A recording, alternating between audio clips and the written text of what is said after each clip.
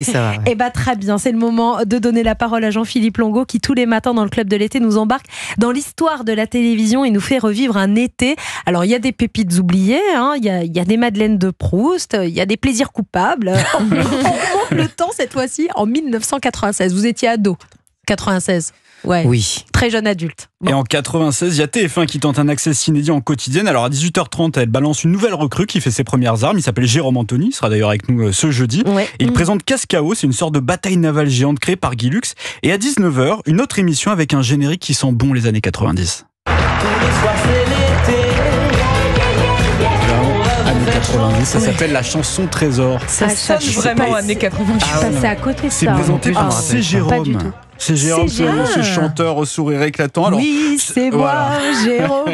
ça s'amuse autour de la chanson française, ça chante en live, ça se prend pas la tête, pile ce qu'il fallait pour prolonger l'apéro en 1996. Ah, c'est génial ça. Et qui dit été, évidemment, dit évasion. Et oui, la TF1 nous sort la grande fresque bien sûr. moite et tropicale au générique composé par Catherine Lara cette fois-ci.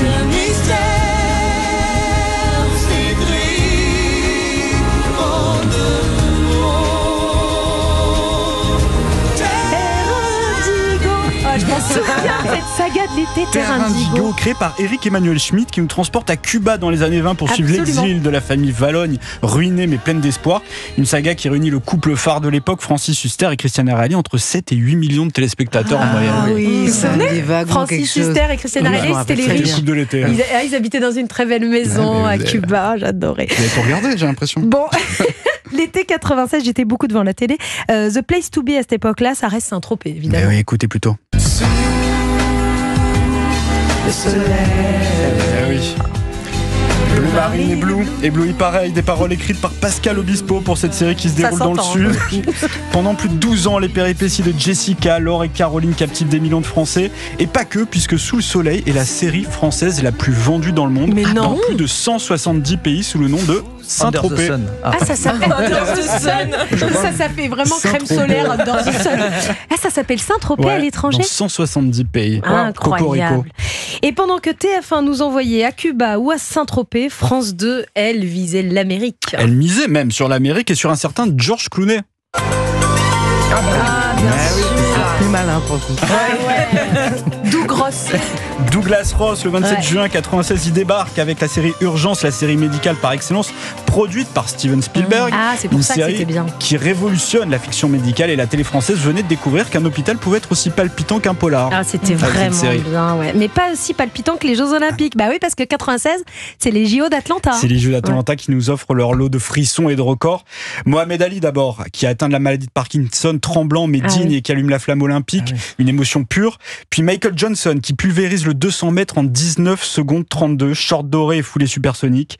Et évidemment, la seule, l'unique, l'impériale Marie-Josée Pérec, qui s'offre un doublé historique sur 200 et 400 mètres. Une foulée de légendes et une Marseillaise chantée les larmes aux yeux. Inoubliable, Marie-Josée Pérec. Très bien. Ah ouais, des JO de 96. Déjà, j'étais fan de Marie-Jo Pérec. Ouais. Enfin, 96, moi je faisais encore de l'athlétisme au niveau à cette époque. C'était... Vous faisiez du saut en hauteur, c'est ça, c'était votre spécialité.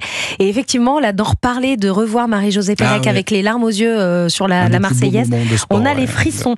Bon, musicalement parlant, alors 96, on va avoir là des aussi frissons. on va avoir les On frissons. va avoir beaucoup de frissons. Ça donne quoi 96 Le vendredi soir, TF1 regarde dans le rétro avec une émission née sur Europe 1. Vous connaissez ce générique? Bien sûr, Salut les copains, évidemment. Et donc, pendant l'été 96, Dave et Sheila en font une version télé. Ils rallument les projecteurs des années vieillies dans une ambiance bonne franquette. Émission entre jukebox et machine à souvenirs cartonne et le vintage devient tendance. Ah, déjà. Mais l'été 96 va surtout nous faire bouger.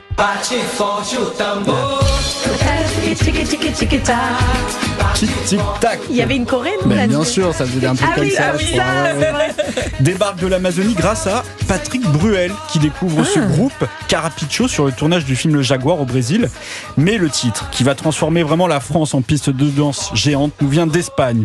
Personne n'échappe à la chorégraphie créée par Mia Fry. Ah, ça y est. Et même encore en 2025, on ne s'en lasse pas. C'est bien sûr la Macarena. Alors, on ne s'en lasse pas, je ne sais pas. Vous vous emballez? Il y a toujours une Macarena dans une soirée en 2025, c'est je vrai. suis certain. Un mariage au minimum. Un mariage, Un voilà. mariage. exactement. Et Bah oui. je l'ai entendu au bal des pompiers. Bah voilà. Le 13 juillet, là, juste avant le feu d'artifice, il y avait une Macarena au bal des pompiers. Donc vous aviez raison. Comme L'étude. Jean-Philippe Longo pour tous ces souvenirs, ça nous fait du bien. Qu'est-ce qu'on adore se replonger dans ces années télé et ces étés télé. En tout cas, c'était riche. La télé proposait beaucoup de choses l'été. Plus qu'aujourd'hui.